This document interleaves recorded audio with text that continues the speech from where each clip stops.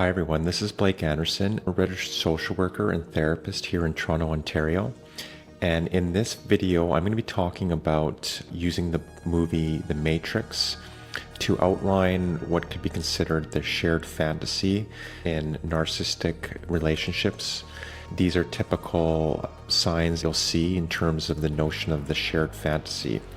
And so I'll be using the movie The Matrix to illustrate as a metaphor some of the common characteristics of the shared fantasy and what it means to unplug from the matrix in terms of this unplugging from the shared fantasy and living in accordance with your authentic self. So in this video, I'm going to be covering different thinkers, primarily Richard Grannon, Sam Vatkin, Jay Reid, and Dr. Dervazula. These thinkers I'm going to be using to explain the central concept around the notion of the shared fantasy and how it applies to movies such as The Matrix. In terms of The Matrix, it was shot in 1999. It illustrates the psychological entrapment and the awakening process. In terms of the core narrative of The Matrix and the key scenes, it examines a shared fantasy construct, or at least it could be read that way, in terms of the distortion in narcissism and the strategies for disengagement from that shared fantasy. In The Matrix, it depicts a dystopian future where humanity is unknowingly trapped in a simulated reality created by sentient machines to subdue and harvest human bioenergy. Neo, the main protagonist, he's the main actor in it. So Neo, Mr. Anderson, he is unplugged from the Matrix at the beginning in terms of being in this pod. And it could be, so his energy is being like all the humans are their energy in terms of batteries. So they're being used as batteries to power the machines. And so you can also think about that in terms of when you're with a narcissist, there's the borrowing of self. The narcissist is looking for narcissistic supply. The way the narcissist maintains its illusion in terms of the false self is by having confirmation from others of their false self. This is the way in which, similar to The Matrix, narcissistic abuse relationships operate.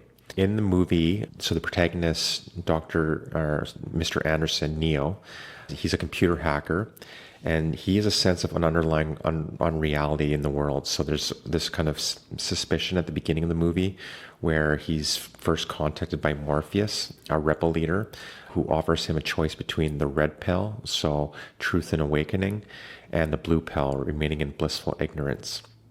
So upon taking the red pill, Neo awakens in a pod-like cocoon where humans are gestated and plugged into a simulation as energy sources. He's unplugged, he falls through a disposable tube in a sewer of water, which symbolizes rebirth, and is rescued by Morpheus' ship. And so similar, he's grabbed by this almost like umbilical cord. So similar to that, he has a rebirth when he enters the real world. I think it's Zion where they have their city. There he heals from the Matrix, learns martial arts via neural uploads, and confronts agents programmed to enforce the Matrix, like Agent Smith. Key themes include illusion versus reality, sacrifice for truth, and personal empowerment through skill development and community support. These scenes and the analogy for the narcissistic abuse relationship, in the sense that Neo's initial uncertainty in contact, so the early scene, Neo experiencing unease, he's receiving cryptic messages, follow the white rabbit, and meets Trinity, the woman with the rabbit tattoo. This mirrors the victim's initial intuition that something's off in narcissistic relationships. So the red pill and the blue pill, choice and awakening. Morpheus explains the Matrix as a prison of the mind. Neo chooses the red pill, leading to his expulsion from the pod. This represents the decision to confront and exit the shared fantasy, akin to setting boundaries or leaving a toxic dynamic. So the unplugging and rebirth. Neo's burst from the womb, like pod, tumbles down a pipe into water and is retrieved by a mechanical claw, evoking an umbilical cord severance. He is then healed on the ship among allies. This sequence symbolizes the painful unplugging from narcissistic enmeshment, transferring from comfort illusion to harsh reality, with support facilitating recovery. So these are to highlight psychological principles portrayed in the Matrix and in what could be considered the portraying of the shared fantasy as simulated a womb of safety that extracts the victim's energy, much like a machine harvests humans, or like a machine being the narcissist. This is, I think Sam Vac speaks about this, where the narcissist gives you unconditional love, so like a womb. So it's all safe and you don't have to worry about anything because the narcissist is introducing death to you and sapping your energy and life force. And essentially, they don't think that there's any distinction between them and the external world. And so really they are getting you to outsource their reality testing to them, as well as just their own. They want you to go to them for reality testing. Similar to the Matrix, they want to keep you plugged in and want to keep you under ignorance. And for you, it's likely it feels safe typically, and it feels like you don't want to rock the boat. You don't want there to be conflict. And so you might continue to exist in the shared fantasy in terms of also the narcissistic abuse cycle. So you'll go from being love bombed to hoovering to idolization and then to devaluation. And this cycle will continue. Typically, it's when you're in the devaluation phase or you set a boundary with the narcissist that you realize what the truth is and honor it. But then you have self-doubt or you don't want there to be conflict. You tend to maybe get hoovered back in terms of the narcissist charming or love bombing you. And then for some time there can be you're idolized, but then you're devalued. Sam Vac goes into many reasons why this occurs, but I'm just going to stick with this analogy to the Matrix for now. The shared fantasy originated from psychoanalytical theory, notably influences by Joseph Sandler. And so he believed that the unconscious fantasy occurs in terms of internal object relations. So he had the notion of that in healthy relationship, mutual idolization fosters bonding. But however, in narcissistic dynamics, this becomes a one-sided construct where the narcissist engineers a pseudo-reality to fulfill their needs. They create the matrix or the shared fantasy, and you contribute to that shared matrix in the sense that you also fall in love with your idolized image that they create for you, and you also idolize them. And so it's unplugging from that is often incredibly difficult, and you're mourning not only the relationship, but also what you thought to be true. It's knowing that you weren't really in a relationship in some sense, or it was all just about the narcissist, really. And also you're mourning this idolized image of yourself.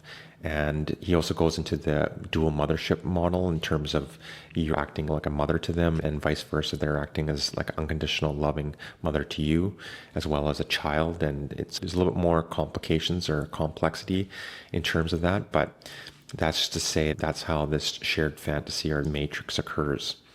Sam Vac talks about narcissism. And he says within the shared fantasy, the narcissist idolizes the victim as a perfect snapshot and idolized objects supplying unconditional admiration energy.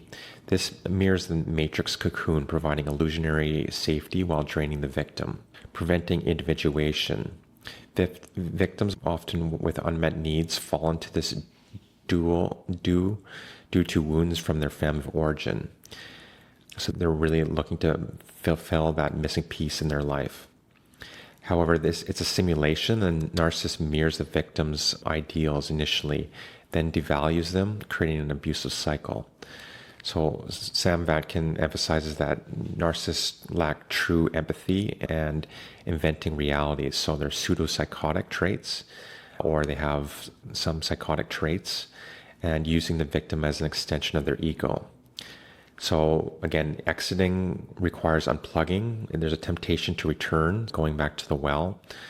But so like in the movie The Matrix, Cypher, he has this blue pill desire. He talks with Agent Smith and wants to be plugged back into the Matrix and live under the illusion. So you have an inner cipher in you that wants to go back to the shared fantasy because at least it's easier, or maybe there's some trade-offs or things that you want, like maybe it's a family of origin and you want inheritance, or you don't want there to be conflict, or maybe there's nieces and nephews, or this might mean friendships that you might lose if you stand your ground with a narcissist. This desire typically persists, especially when you are maybe alone or you're in the kind of more self-doubting phase. And Richard Grannon, so he's a coach specialized in narcissistic abuse recovery. So he frames this dynamic as the narcissistic matrix, a deceptive simulation trapping victims in gaslighting and emotional violence. In his course, like Unplugging from the Matrix of Narcissistic Abuse and Narcissistic Matrix Reintegration, he guides survivors to dismantle tactics such as idealized devaluation. Grannon highlights the womb of false safety, where victims sacrifice autonomy for pseudo-love, echoing Neo's pod. He stresses defiance. Living against narcissistic rules involves psychological warfare, sacrificing comforts, example, money, relationships, and building reality testing. He has a video called Narcissistic Matrix and a Map of Hell, Trapped in the Narcissistic Maze. So he describes integrating post-unplugging, where victim heals in the real world, based off of authenticity and supported by allies like Neo's ship when he gets unplugged from the Matrix. You can also consider Jay Reid. So he's also a psychotherapist focused work. So Reid talks about that there's 3 pillars of recovery from narcissistic abuse. So it's understanding the abuser's psychology. It's number 2, gaining distance. And then 3, it's living in defiance of the narcissistic rules. So he emphasizes that scapegoat survivors must challenge internalized rules. Example, don't succeed or stay enmeshed. Defiance involves proper reality testing to counter the gaslighting, sacrificing illusionary safety, and building skills for independence. Reid addresses regret and trauma bonds, noting that exiting toxic families or relationship, despite costs like divorce or financial loss, is essential for growth, aligning with the unplugging from the matrix. Ramani has a book called It's Not You from 2024, and her book focuses on identifying and healing from narcissistic people, viewing narcissism as a spectrum of behaviors that hijack well-being. She details signs like a lack of accountability, empathy deficits, and victim-offender reversals. For her, healing involves fostering the abuse as not the victim's fault, but building strength against guilt and shame weaponization, and fostering radical acceptance. Devraciel advises leaving toxic dynamics when possible, prioritizing self over incentives like inheritance or shared children, as staying erodes one's hierarchy of growth.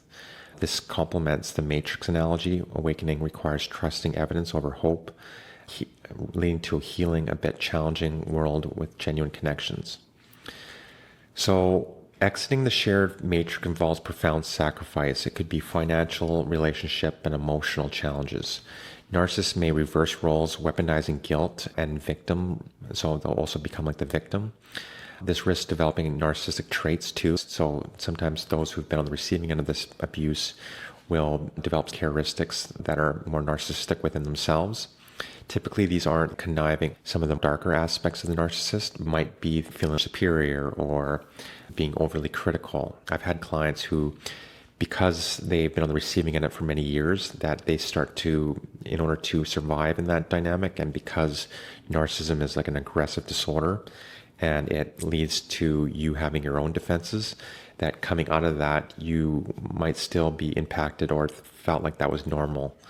And so they hijack your mind, and it also can lead to primitive defenses that exist in you. And so by unplugging from the matrix and the shared fantasy, you're coming back to who you genuinely are, you authentically are, and it's focusing on your own individuation. And so that's all just to understand the journey it takes. So the matrix just does it's just a great analogy to break down this post-awakening from the shared fantasy. While Neo fights machines, Recover focus on internal healing. The Matrix offers a good analogy to help you and your journey with narcissistic abuse recovery. Hopefully this video has been helpful for you to consider different aspects of the shared fantasy and how it might relate to ways in which you can unplug and live in defiance of the narcissist. Of course, like the movie, it's not easy. At first, Neo has these challenges where you wake up in this world that you thought was real. You come to terms with the fact that you were living largely a lie. Your mind was largely hijacked by the narcissist. Within that, you might have had your own strengths. It's not that you were entirely part of the illusion, but you definitely played into it, right? But then you wake up in this world that perhaps you've had to sacrifice. So you sacrifice some relationships, or it could be money, or it's much more of a struggle usually when you wake up and you're facing the narcissist. You're obviously on the right path and focusing on your own growth, and you're basing your life on truth. So your reality testing is strong again. These are ways to unplug from the matrix, to deprogram your mind. In other videos, I go through some of these concepts, so definitely check that out. Thank you for watching this video. Thanks and have a great day.